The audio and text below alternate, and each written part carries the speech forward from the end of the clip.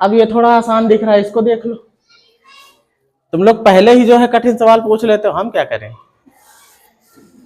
विलोपन विधि से हल करना है, दोनों समीकरण आपको दिख रहे हैं। मैंने बताया किसी न किसी एक पद को विलुप्त करना है। अब अगर हम चाहें y को विलुप्त करना, क्योंकि यहां पर किसी भी चर का गुणांक एक नहीं है, सबका 2 है, 3 है, 7 है, ऐसे है ना। तो जब आप देख रहे हो कि मान लो y वाले को हमको विलुप्त करना है, तो इसका 3 है, इसका 2 है, हमको दोनों को क्या करना है, बराबर करना है। क्या करना है, विलुप्त कैसे होगा, पहले गुणांक बराबर होंगे तभी तो घटाएंगे, तो घट के खत्म होंगे, है ना। बराबर करने के लिए हम क्या कर सकते हैं भाई, सीधी सी बात, जब एलसीएम निकालते हो किसी भिन्न के हर बराबर करने हो तो क्या करते हो, एलसीएम निकाल लेते हो। 2 और 3 के एलसीएम निकाल लो, समझो कितना आएगा, 6। यूं समझ लो कि 6 बनाना है, इसको भी और इसको भी, या कुछ भी दिमाग ना लगाओ, जिसको खत्म करना है उसका गुणांक कितना है, 2 है ना। इसके गुणांक से इसमें वाले में गुणा कर दो और इसके गुणांक से इसमें गुणा कर दो, काम है खत्म। कुछ सोचना विचारना है ये नहीं है, ठीक। समीकरण 1 में हमको ये जो y का गुणांक है इसके वाले से इसमें गुणा कर देना है, और जो इसका गुणांक है इसके वाले से इसमें गुणा कर देना है, ठीक। अभी देखना अपने आप बराबर हो जाएगा, ठीक है। तो अभी ऐसे नहीं लिख सकते, ये तो समझाने के लिए था। ये है समीकरण 1 और ये है समीकरण 2। हम लिखेंगे, क्या लिखेंगे, समीकरण 1 में कितने से गुणा करना है, 2 से ना, 2 से, वाह। समीकरण 2 में कितने से, 3 से। अब समझ में आने लगा, गुणा करने पर। चलो शुरू करते हैं भाई गुणा। समीकरण 1 में कितने से करना है, 2 से, पूरे में 2 से गुणा करो, ये कितना हो जाए, 2 दूना, फिर आगे, अरे 13 दूना 26, फटाक से बोला करो, ये हो गया। अब समीकरण 2 में कितने से करना है, हाँ कितना लिखूं, 21x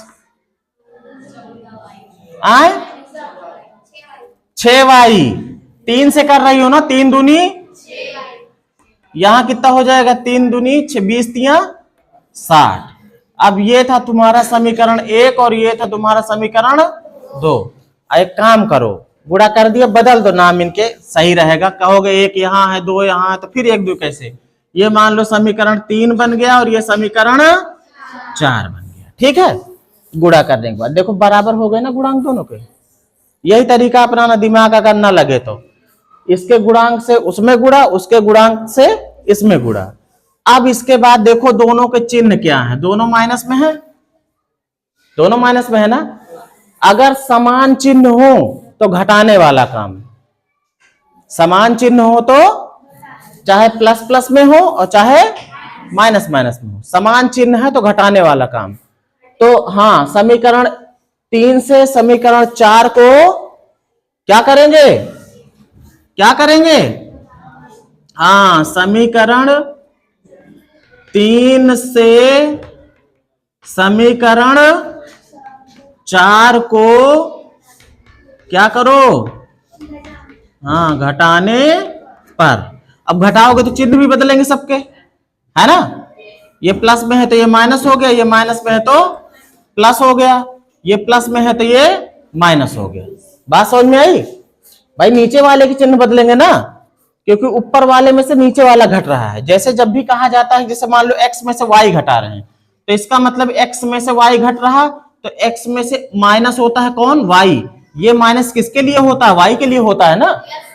तो समीकरण 1 में से मतलब समीकरण 3 में से समीकरण 4 घट रहा है, तो माइनस जो होगा वो किसके लिए होगा, समीकरण 4 के लिए ना। तो जब किसी में माइनस लगता है तो उसके सारे चिन्ह बदल जाते हैं। अब इसके बाद देखो ये प्लस में है और ऊपर माइनस में है, दोनों सेम चीजें हैं, दोनों घट के हो जाएंगे खत्म, है ना। अब यहां क्या है भाई, ऊपर 4x प्लस का है, नीचे 21x माइनस का है, एक प्लस का है एक माइनस का, घटेंगे, है ना। और 21 ज्यादा दिख रहा तो इसका चिन्ह ले लो माइनस, है ना। 21 में से 4 गया 17x। यहां पे देखो भाई 60 में से मतलब 26 में से 60 घटाना है, क्योंकि ये माइनस है। वैसे तो माइनस वाली चीज कम होती ही है, लेकिन घटाने में आसानी के लिए क्या करो, माइनस लगा दो, जो अंक बड़ा दिख रहा हो। हाँ, 60 में से 26 घटा दो।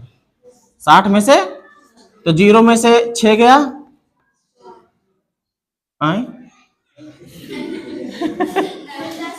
10 में से 6 गया 4, 5 में से 2 गया 3।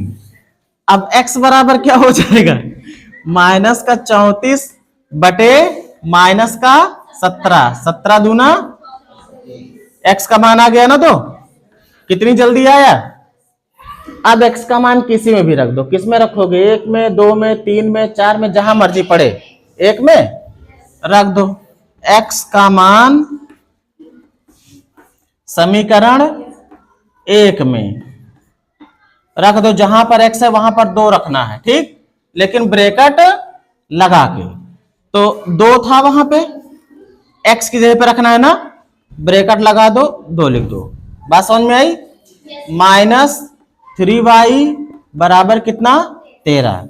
अब ये 2 दूना अपने आप क्या हो जाएगा, 4, -3y बराबर कितना, 13। तो 4 को उधर भेज दो, तो माइनस का 3y बराबर 13। ये 4 इधर प्लस में था, उधर जाएगा तो माइनस का 4 घटाओगे कितना मिलेगा, 9।